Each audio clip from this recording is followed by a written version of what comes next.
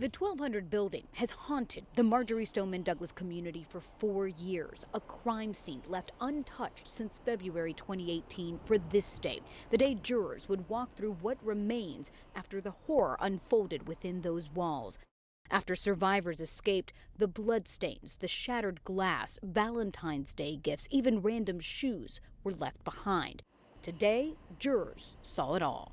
I kept thinking about these kids that should not be experiencing this.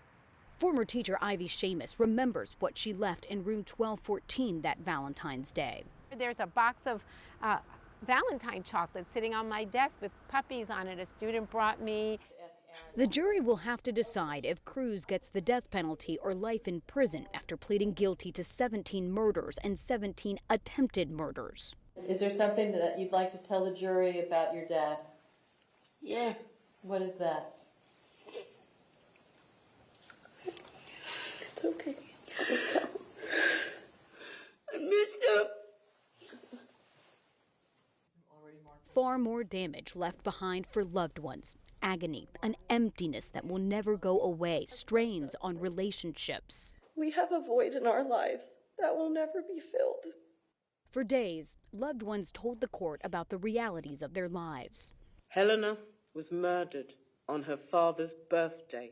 To try to articulate how it has affected me would be for me to rip my heart out and present it to you shattered in a million pieces. Testimony that brought even the shooter's defense team to tears. This all comes after weeks of the prosecution making the case that this was a methodical and calculated school shooting.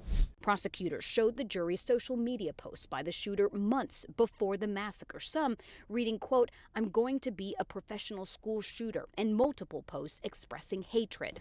Just want to kill people.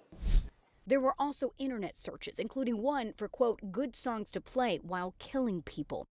Revelations in court and at the crime scene that explained to a jury what led up to the massacre that forever changed a school and shattered lives in this community. Just being able to say the truth of what happened in front of the shooter, like that doesn't happen very often. Most of these mass shooters don't survive these shootings. I'm sorry to say I really don't have any sympathy for him. I really don't. I don't hate anyone, but he deserves whatever he's going to get.